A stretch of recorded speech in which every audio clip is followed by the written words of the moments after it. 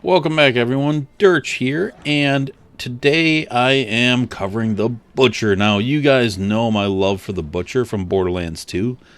It was one of my favorite shotguns. A lot of people said, hey, on the DPS calculators, it's not as good as a lot of the other guns, but I thought for mobbing it was better because of its ammo capacity. Now, here I am with Flak, playing with a Butcher. And I'm going to kill some enemies with it, and we'll see how it compares to the Borderlands 2 one. Now, Hyperion, you have your shields down if you ADS, and just so everyone is fully aware, actually I should make sure I got my racks on, because I probably don't, because I ended my last video without them. I am a little bit drunk right now. So this thing is quite potent. And you can probably see the ammo working there. And then I've got also my... oh, my pet just killed him. Where did this guy go? Oh, there we go. I do get some ammo regeneration from my skills. But that's been nerfed to every 2 seconds, so it's not as good.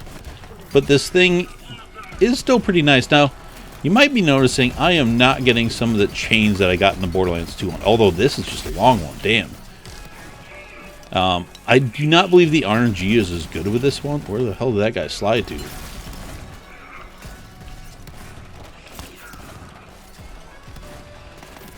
And my pet will just kill him. Pet's doing good work. So this thing isn't too bad to keep on crit, even when you're not sober. But let's just shoot this a few times. Now, I am wearing a 40% relic, and you guys might be confused by that. So, actually, I'm going to take that off. So, I'm just going to pop that off there. So, you see this has 10. Now, this has 40% magazine size.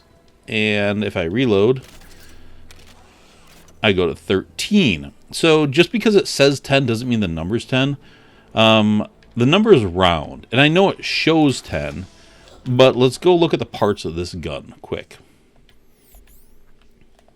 Because this is an important thing. I was talking to somebody the other day, like, my gun's glitched. Like, it's not actually glitched. I like how my my class mod is somehow in there. Alright. So... weapon shield capacity, good. Critical hit damage, that's a nice accessory. Reload time. Damage, height, accuracy, bloom. That's not bad. Fire rate. Weapon sway, critical hit damage. 10 round magazine.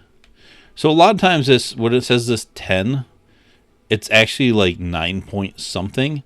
And then when you take 40% of that 9 point something, it's not quite 4. It's like 3.5. So it rounds down to 13 instead of up to 14. Unfortunately, that's the way the math works a lot on this stuff. So if you put on a 40% comm and 40% of 10 is 4, not 3, that's why it's happening. These numbers are rounded, and sometimes when you round numbers, 9.6 times 40%, or with added 40% to like a 9.6, isn't going to get up to 14. It'll put you at 13. So that's that. But let's just shoot this thing a few times. So that's some good RNG there. What I've noticed with this one, I'm seeing less of the gain back and more of the stall. So in Borderlands 2, when you fired the Butcher, I'm going to kind of run back to the ammo vendor here, just because I'm going to shoot this a bunch to demonstrate it. With the Borderlands 2 one, you often saw it going up, which really extended it. But in this one, a lot of times I just see it stall and like stop going down. And I don't see as many jumps up with the number, so I don't think the RNG with this is nearly as good as the Borderlands 2 one. The Borderlands 2 one, you would shoot that thing for a long time. Now there are characters that can extend the magazine better than better than Flak. Flak doesn't really have a whole lot of magazine skills, really, if any. Where like Amara and obviously Moze has a ton. So I don't think Flak is one of the best users of this. Flak's one way to kind of increase the magazine size was through Leave No Trace, but they added a 2-second cooldown to that, even though it's not listed there. My hotfixes should be on.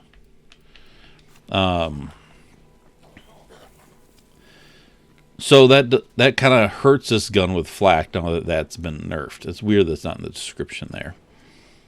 But Amara and other people, and you want to crank the magazine up on this thing as much as possible so that you have the biggest chance to get your ammo back. That's, number one, the butcher. So that's why in Borderlands 2, I like to put the bandit grip on mine, because the Hyperion grip lowered damage, but and it increased accuracy, which really didn't matter with the way this worked. But this thing hits really hard, and if you can get up close and just really destroy people, this thing is awesome.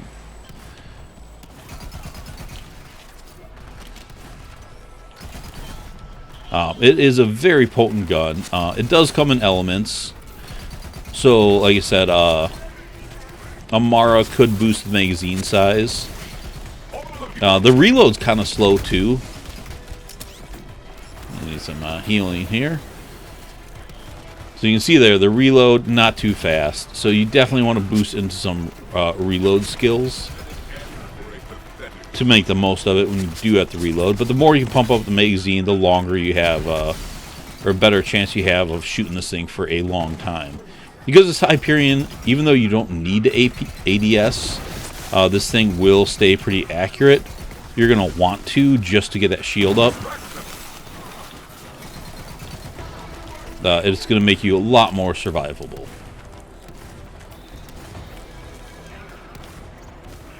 But, this is a gun with, again, Amara Elemental. Get your shield up. You get a lot of, you can do a lot of bonus speed with her. Get in enemies' faces. Flak's not as tanky to really do that, so you want to kind of play this a little more mid-range with Flak, where other characters, Zane and all that, you can get a lot closer and really kind of take advantage of it. And, the shield ADSing does help.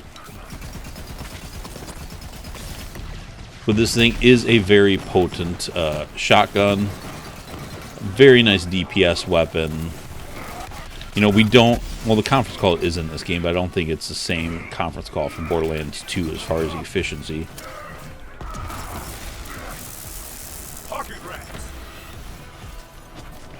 But like I said, the Butcher is very, very good in this game. So far, it's been a very big fan favorite of people, which is awesome to see, because I was a big supporter of the Butcher in Borderlands 2. I thought it was one of the most underrated shotguns. As much as the Interfacer and Conference Call were like DPS kings, I felt the Butcher was actually better for just mobbing because the ammo efficiency of it. And shotguns are not the most ammo efficient guns, but the Butcher is because of the ammo back that you get with it, which is a fantastic, fantastic thing to have on a shotgun. It was so incredibly fast. I thought it was incredibly fun to use. So yeah, this thing has a lot of potential with a lot of the characters. But you're going to want to, like I said, work on the mag and work on the reload. Because as much as you can extend it, you're still going to reload, and that reload is painfully slow.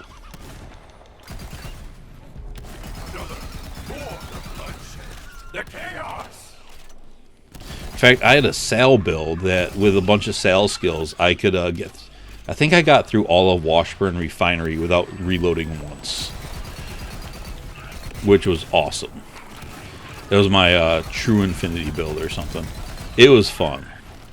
I wasn't a big fan of Sal, but that was a fun build. I think I also used a slow hand for healing instead of a Ruby or Grog. So I had this dual shotgun. It was an awesome build. It was a ton of fun. Probably not the most efficient build in the world, but it was fun. And sometimes that's what this game is. It's fun. Lately, I've been kind of getting some conversations with some people. They complain that they're already bored of this game. Ooh, that was very good. Man, that wrecked him faster than most guns.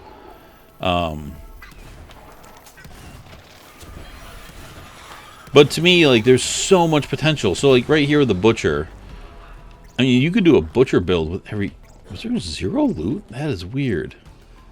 But you could probably do a Butcher build with every character. I mean, you could set up a Flak Butcher build. You could definitely do a really good Zane Butcher build. You know, just Zane likes a lot of fast movement in your face with the shield. And then the Butcher can just lay waste to people. With the amount of pellets the Butcher puts out, it would be awesome with Brain Freeze and playing dirty and all this stuff. Yeah, so like that. And obviously, Mose can rock the Butcher with Mose's ammo, magazine regeneration. And then Amara, you know, you have a bunch. You have, well, I think it's mainly one magazine, but a couple of good reload skills, and then just you put an Elemental Butcher on Amara, and you're just gonna be healing, come up close. You have that extra shield protection. You're gonna be able to do cool things with Amara with the Butcher. So, you know, there's multiple builds you could do just with a Butcher. And that's to me where the game is right now.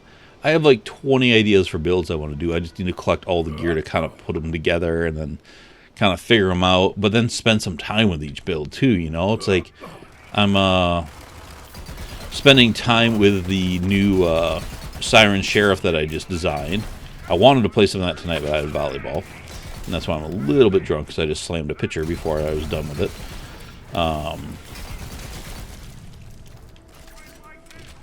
So I wanted to play more of that tonight, but I'll play that tomorrow, then have that up tomorrow for you guys, because that build's got me really excited. But then there's so many other Amara builds I want to do. I'm really excited for Amara. Guys, I'm super pumped for Amara.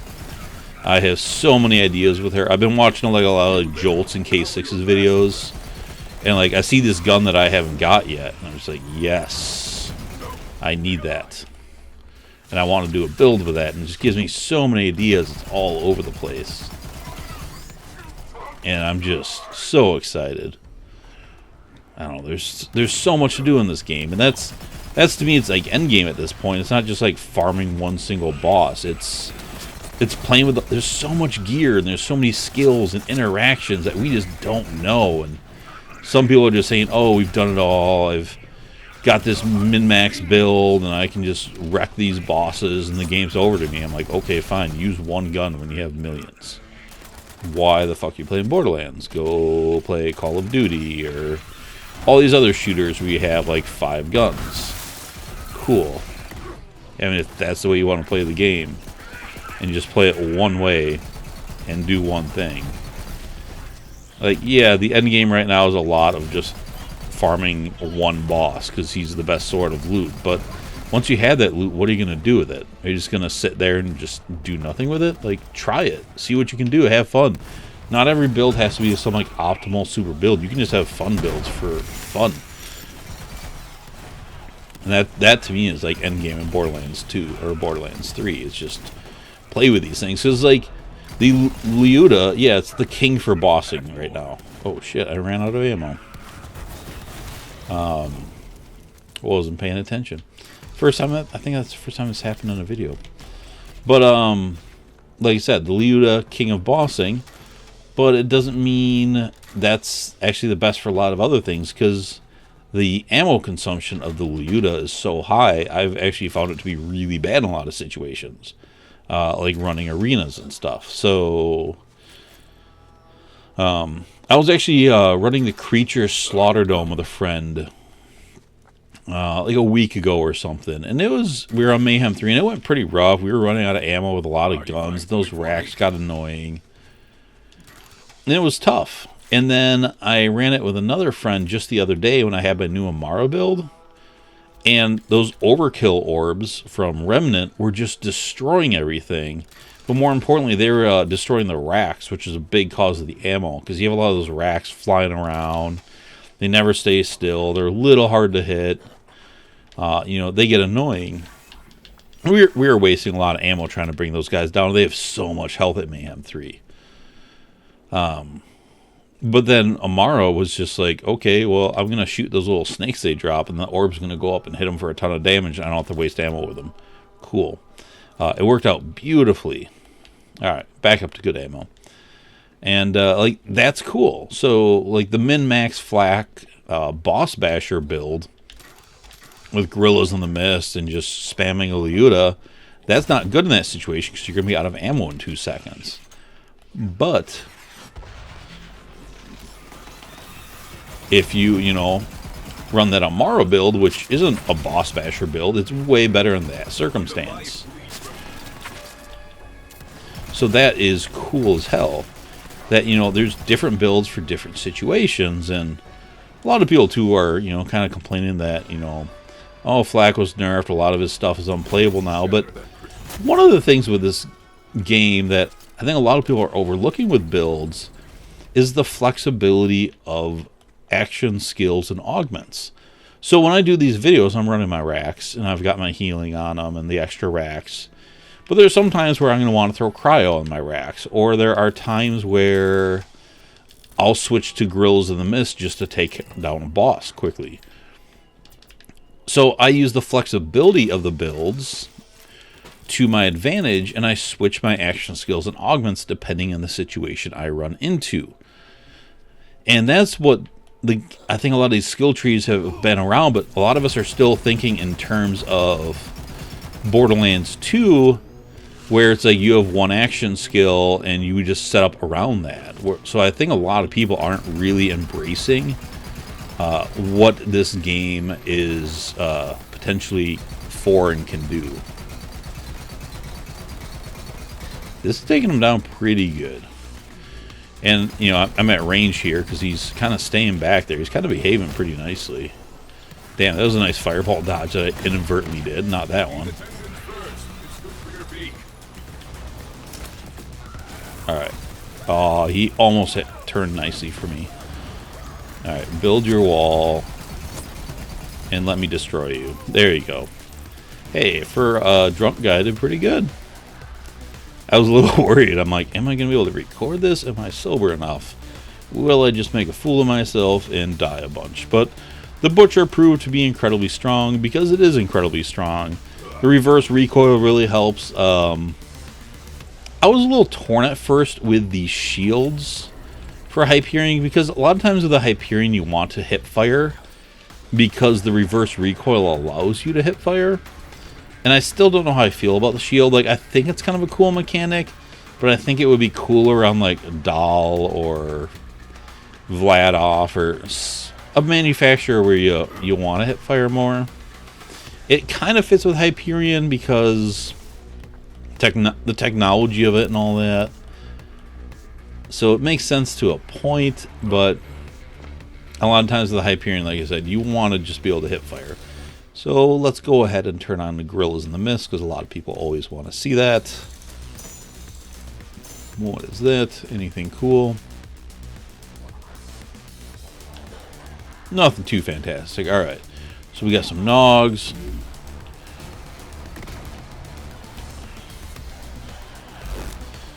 You know, that didn't turn out the best for me because I ran out of time. And I got hit with a reload in it. So that's what I'm saying. I think the Borderlands 2 version was almost a little bit better, but I don't know. This version is just killing people.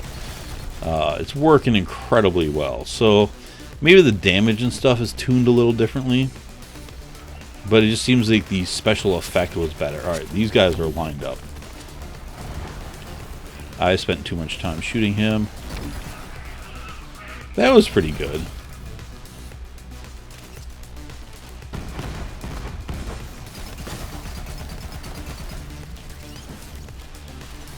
But yeah, this thing, like I said, it's the Hyperion reverse recoil combined with the shield to make you more durable and just the speed of it and the ammo back and 1 ammo per shot. This is a very efficient, very solid shotgun. I've heard a lot of people talking about it as one of the better shotguns in the game, which makes me really happy because I love the Butcher. It's not as wild. The Borderlands 2 one, with its fire rate capping up, it could get wild and actually hard to control. Even with the reverse recoil, it would just like start going sky high on you because that thing would go so fast. So the fire rate's not, well, I'm trying to think what the fire rate was on that one, but it seems a little slower than the Borderlands 2. The 3 bullets is what the Borderlands 2 one came with, and you can get a prefix to get it up to 5. I'm not sure how that works, but the critical hit prefix on this works pretty well. It's a damn good gun. I really like it. I'm excited to farm up more versions of it. It kind of looks weird. I don't know how I feel about the look of it. Let's hide the UI. Make this bigger for a thumbnail. What's a good angle? I don't know. There's something about this, like these Hyperion shotguns, that I just can't get into the look of them. This one might look better with a skin. Let's look at some skins, because that skin's, and that's a little cleaner. There we go. Actually, that's kind of a slick Hyperion look. That's too gray. There we go, the little storm action. Ooh, there we go. That's pretty. That's not bad. That's like old Hyperion from the pre-sequel. That's pretty slick, actually. Nope. Nothing deserves a poop skin. I don't know. That's not bad. I kind of like that. Anyways, that is the Butcher. I'm pretty sure it's going to be really good on everyone. It's a damn solid gun. It's a really efficient gun. I think it's a really fun gun. You can go close, you can go mid-range, you can go a little bit long with it because it's Hyperion. So yeah, a lot of versatility, a lot of stopping power. I mean, if you can move around fast and quick ADS, you get the extra protection, which is nice. Yeah, and overall, this thing is pretty sweet. So let me know what you think of the Butchers. Have you guys done some cool builds with it? 'Cause I can definitely see some Butcher-themed builds happening in this game.